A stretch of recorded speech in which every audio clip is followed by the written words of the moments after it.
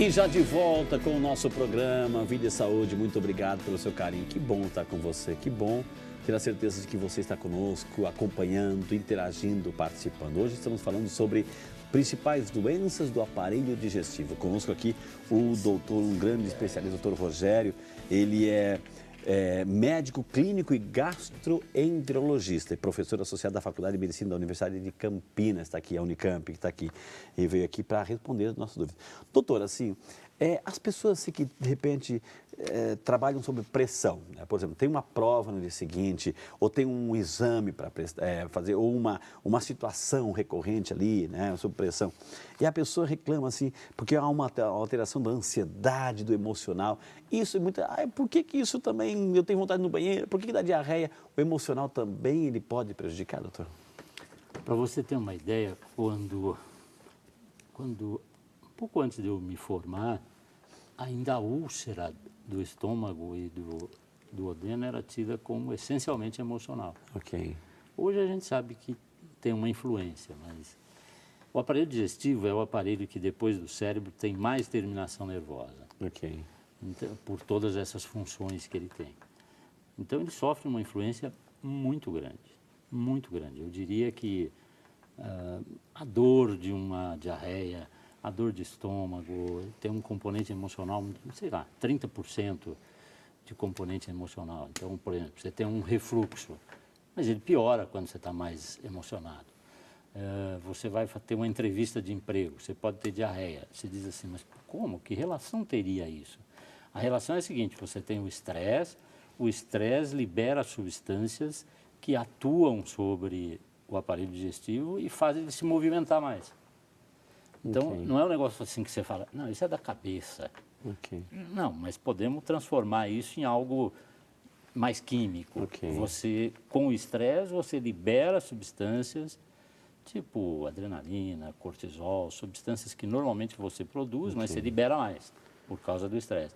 E isso faz com que o aparelho digestivo tenha movimentos anormais, às vezes dolorosos, às vezes provocam diarreia. Doutor, muitas mulheres estão nos acompanhando assim.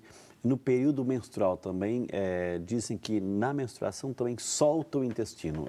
Que relação tem, doutor?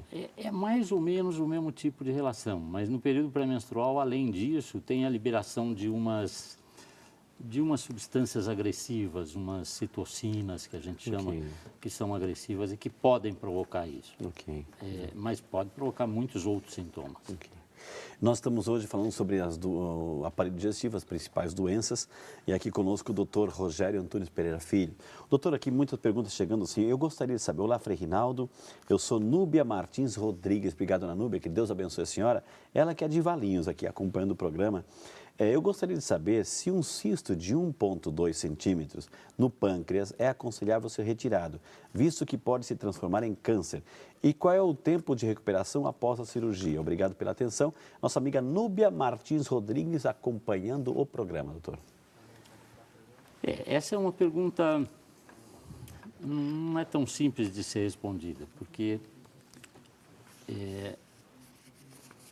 o cisto de pâncreas, ele pode não ser nada, assim como pode ser alguma coisa mais séria. Então, hoje em dia a gente dispõe de imagem, ressonância magnética principalmente, que pode identificar a característica desse cisto e decidir se precisa fazer alguma coisa ou não. Em princípio, 1,2 centímetros, para a função do pâncreas, não vai ter nenhum problema, porque o pâncreas tem muito mais massa para poder funcionar. Agora, tem que identificar que cisto é esse. E hoje em dia a gente tem imagens para isso, tem recursos para isso. Doutor, vamos lá para Conceição da Barra, Espírito Santo. Obrigado ao seu João Pereira de Brito. Obrigado, seu João, participando aqui do programa Vida e Saúde. Um grande abraço. Eu, há um tempo atrás, engoli um pedaço do meu dente, diz ele assim, e me deu problema no intestino grosso. Este pedaço de dente continua no meu intestino, segundo ele. Isso pode me causar algum problema? Preciso de uma cirurgia? Está perguntando o seu João Pereira, doutor. Um dente assim ele foi engolido.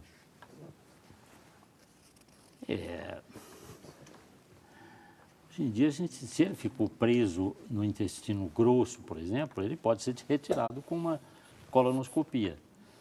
Se ele ficou preso e não deu nenhuma inflamação, nem nada, você faz lá um exame e vê que não ficou sinal de nada, ele até pode ficar, não vai causar nenhum problema. Ele não vai sair dali e vai para outro lugar.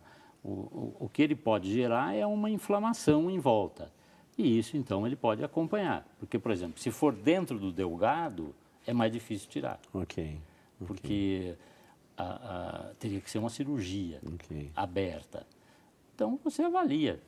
Olha lá, vê o tamanho, às vezes é uma coisa insignificante, não vai provocar nada. Que ficou preso lá, mas que tem o fluxo normal tudo normal, dos outros componentes, assim, né? Então, mas pergunta ao seu médico, faça acompanhamento, certamente ele está fazendo, né, doutor?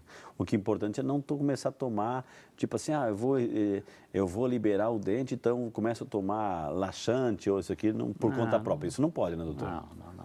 O que pode acontecer, às vezes, é que o dente tem pontinha, né, quando ele quebra, né? Então ele pode ter ficado preso mesmo. Né?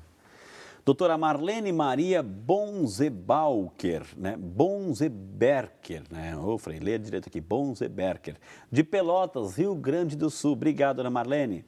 Eu fiz um exame e deu olha só o nome aqui, doutor. Pangastrite, edema, congestão, hipólito, hiperplásico e antro. Nossa Senhora. Frei, eu gostaria de saber o que quer dizer tudo isso, né? Pergunta a nossa amiga Marlene Maria, doutor. Né? Eu acho muito chique esse diagnóstico, né? Socialmente pode ser Pangastrite, edema, congestão, hipólipo, hiperplásico em antro. Olha só que maravilha. Então, o antro é uma parte... Vamos lá.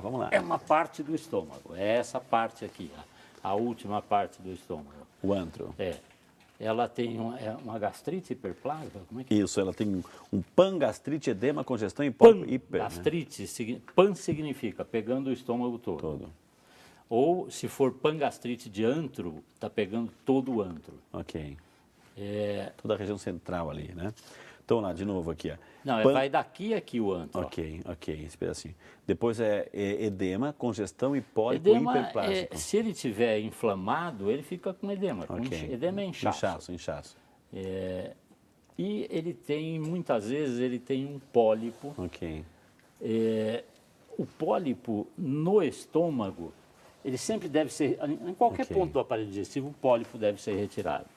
No cólon, ele representa muito mais, porque todos os cânceres, quase 100% dos cânceres de cólon, eles se assestam sobre pólipos. No estômago, isso não é verdade. Você retirou um pólipo hiperplásico, por exemplo, pode esquecer, não tem nenhum problema. Doutor Joaquim Luiz de Souza, muitos homens participando aqui, de Caxambu, Minas Gerais. Obrigado, seu Joaquim. De vez em quando eu tenho uma dor que sobe do estômago para cima, arde muito e vem até o pescoço. Se eu tomo água e leite imediatamente, isso passa. O que pode ser? Pergunta o nosso amigo, seu Joaquim, doutor. Essa é a doença hoje mais incidente no mundo, no aparelho digestivo. É a doença do refluxo. A gente tem, na parte final do esôfago, quando ele vai encontrar o estômago, a gente tem uma válvulazinha. Essa válvulazinha, ela é automática, né? Você engole, ela abre para a comida descer. E depois ela tem que fechar para que o ácido do estômago não suba para o esôfago. O estômago é revestido por uma mucosa ou por um muco que protege contra o ácido. O esôfago não é. Então, quando o ácido sobe pelo esôfago, ele vai te queimar. Então, ele começa uma dor aqui e queima. Isso chama-se doença do refluxo gastroesofágico. Essa válvulazinha na criança, por exemplo, ela é imatura, tanto que toda mãe sabe que quando ela amamenta, ela tem que botar o nenê de pé durante um período até ele arrotar, porque se deitar ele vai regurgitar tudo, porque a válvula está imatura. Algumas pessoas permanecem com a válvula com algum defeito. Lógico, é muito menor do que isso da criança, mas com algum defeito que permite a passagem do ácido. Essa doença do refluxo é bem tratável e não tem gravidade, em princípio. Vamos lá para Goiânia, Goiás, quem representa é a nossa amiga Lúcia Borges, da Cruz Cardoso. Obrigado, dona Lúcia, Deus abençoe a senhora. Obrigado por estar aqui com Vida e Saúde. Eu tenho gastrite devido ao refluxo, diz ela, e tenho muita tosse.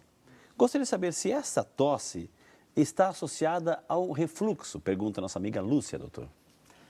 Na verdade, a gastrite devida ao refluxo não existe, porque o refluxo ele é acima do estômago, então, e a gastrite é abaixo, a gastrite é no estômago. Ok. Então, ela pode ter gastrite e refluxo. Ok, as duas coisas. As duas coisas, que aliás não é incomum. Durante muito tempo, a gente achou que a doença do refluxo ela só dava azia, a sensação de voltar ao alimento, queimar. Hoje a gente sabe que o refluxo pode ser responsável por tosse, pigarro, piora da asma, alteração da voz, até erosão dentária, enfim, várias coisas que podem ser determinadas pelo refluxo. Então, isso que ela tem pode ser muito bem pelo refluxo. Doutor, um e-mail que chegou aqui. Olá, Frei Rinaldo. Eu já tomei medicação para a bactéria há 2 anos. E hoje, quando como massa, ou seja, macarrão, pasta, né? Como pão e salgado, tenho muita queimação. Fica 2 dias para melhorar. E outra pergunta, já fiz uma colonoscopia e não tinha nenhum problema, mas sinto desconforto, uma dorzinha na região do ânus. Não tenho hemorroidas. Deus abençoe a Ana Paula de IEP São Paulo que coloca essa situação. Nesse caso dela, doutor. Bom, são duas partes, né? Duas Ela partes. tratou o bichinho não tem a ver com queimação. O bichinho tem a ver com gastrite, tem a ver com prevenção de câncer gástrico, tem a ver com úlcera duodenal, úlcera gástrica. Então, ela permanecer com queimação não me causa nenhuma estranheza, porque tratar o bichinho não muda isso. Ela tem que tratar a queimação, que é a doença do refluxo. Quanto a esse problema anal, ela realmente tem que ser examinada. A colonoscopia, muitas vezes, a pessoa que faz a colonoscopia, ela introduz o aparelho e ela enxerga todo o cólon. Mas aqui, esta região, que seria a região anal, que é uma região muito enervada, que é muito fácil doer, porque tem muito nervo, né? Porque tem muitas funções, precisa esfíncter, segurar e soltar quando tem vontade, enfim, tem muito nervo. Essa é uma região que pode doer por várias razões, às vezes uma pequena fissura, então precisa um proctologista dar uma examinada nesta região. A colonoscopia ela vai lá para dentro. Então, um proctologista é uma boa indicação aqui. Muito bem, aqui a gente responde, o doutor responde ilustrando a resposta aqui, viu? Doutor, aqui, ó, assisto toda segunda e não perco o programa Vida e Saúde, né? Aliás, já faz parte da minha rotina aqui. Muito obrigado de coração, viu? Tem muita gente que fala assim, doutor, assim, que esse programa devia ocupar o lugar do Jornal Nacional, né? Pela importância do tema. Eu, graças a Deus, porque eu já recebi e-mails aqui, assim, Frei, graças a Deus, assim, outros programas, outras emissoras estão até copiando, né, o programa Vida e Saúde. Eu dou graças a Deus, porque quem está ganhando é a medicina, quem está ganhando são os telespectadores que estão aprendendo, recebendo informações. Fico muito feliz de ser um dos pioneiros dessa linha aí pelo Brasil afora. Que Deus abençoe. Ela assiste todo o programa, ela tem refluxo e sinto muita dor bem em cima da garganta, dor de cabeça também. Isso é do refluxo? Devido a sentir essa dor na garganta, pode dar câncer? Moro em Minaçu, Goiás e tenho 40 anos. No caso dela aí, da dona Patrícia, o nome dela é Patrícia, doutor. Toda pessoa que tem refluxo prolongado deve fazer um exame, uma endoscopia. O risco, a doença do refluxo, ela não está muito associada a câncer. É uma associação muito ligeira. Então, não é para ter medo disso. A dor de garganta pode ser pelo refluxo. Dor de cabeça, não. Dor de cabeça deve ter outras causas. Nesse caso, ela poderia procurar quem? Um gastroenterologista, fazer uma endoscopia, ver qual é o estado desse esôfago. Mas, assim, sem medo. Doença tratável, curável. Doutor, vamos lá para Tibagi, no Paraná. Quem está lá representando muito bem a sua cidade? Ana Paula Zenz Penteado. Obrigado, Ana Paula, que Deus abençoe. Gostaria de saber qual o tratamento correto para hérnia hiatal. E pergunta, se tem cura? A nossa amiga Ana Paula, doutor. Hérnia hiatal, isso tem cura? A hérnia hiatal, ela é o seguinte. Eu pensei que tivesse o desenho ali. Em medicina, hérnia significa fora do lugar. Então, você tem hérnia em vários lugares. A hérnia hiatal é o seguinte, o esôfago desce por aqui e continua com o estômago. Ok. E ele, ao passar no diafragma, que é o músculo que separa o pulmão do abdômen, ela tem um buraquinho onde o esôfago entra, que chama-se hiato. Às vezes, com o tempo, esse hiato alarga um pouco e como o esôfago ele é esticadinho, ele puxa o estômago para cima. Então, você vai ter dentro da sua cavidade torácica, você vai ter não só o esôfago, mas um pedacinho do estômago. Isso se chama hérnia hiatal. A hérnia hiatal por si só, ela não faz nada, mas em geral ela piora refluxo ou pode ser causa de refluxo. O tratamento da hérnia é só cirúrgico, mas nem sempre precisa operar. Anair Dias Viotti, de São Paulo, capital. Obrigado, dona Anair. Deus abençoe a senhora. Aproveitar e mandar um abraço para a dona Linda também, acompanhando o programa. Um beijo para a senhora, dona Linda. Gostaria de saber mais sobre displasia de baixo grau. Qual o melhor tratamento? Está parabenizando o programa aqui, doutor. Displasia de baixo grau. O que é isso, doutor? Isso a gente vê muito hoje, quando você faz ou colonoscopia ou endoscopia, e você faz biópsia, por exemplo, de um pólipo. O que é o pólipo? Um carocinho que nasce ali, feito do próprio tecido do órgão. Então, ele retira aquele pólipo e examina. Toda vez que ele retirar um pólipo, ele manda para examinar. Displasia é assim, a célula que ela já não é mais normal, ela está começando a sofrer um processo degenerativo que chama displasia. Você tem displasia de primeiro grau, segundo grau, terceiro grau. Então, suponha, por exemplo, que você tem 60 anos, você fez uma colonoscopia como check-up, sem ter sintoma nenhum. Encontrou um pólipo, não tem displasia nenhuma, você retira. Então vamos fazer um exame de novo daqui uns 2, 3 anos, não teve nada. Se tiver um pouco de displasia, você precisa fazer mais frequentemente. Por quê? Porque apareceu lá alguma coisa que a displasia é primeiro grau, segundo grau já é pior, terceiro grau já é quase câncer. Que é uma mudança gradativa da célula. Tem que ter um acompanhamento assim bem... Tem que ter um acompanhamento. Bem sério, né? Gente, quantas informações estamos aprendendo aqui hoje no Vida e Saúde sobre as principais doenças do aparelho digestivo. Vou ter que chamar o intervalo na sequência, mas temos muitos e-mails, muitas participações. Eu ainda não li a sua pergunta. Por quê? Porque você não fez, então é a sua chance, a sua oportunidade. A gente volta já, só para você.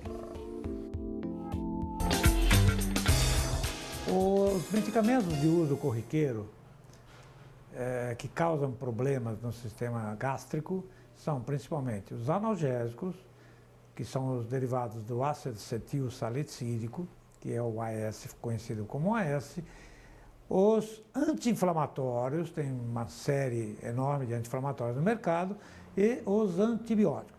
Como são medicamentos que normalmente são utilizados por um período mais longo, a orientação que eu sempre dou e a dica que eu dou para o meu paciente é que ele faça uso, junto com o tratamento de uma infecção, de uma inflamação, de medicamentos que protejam o seu estômago.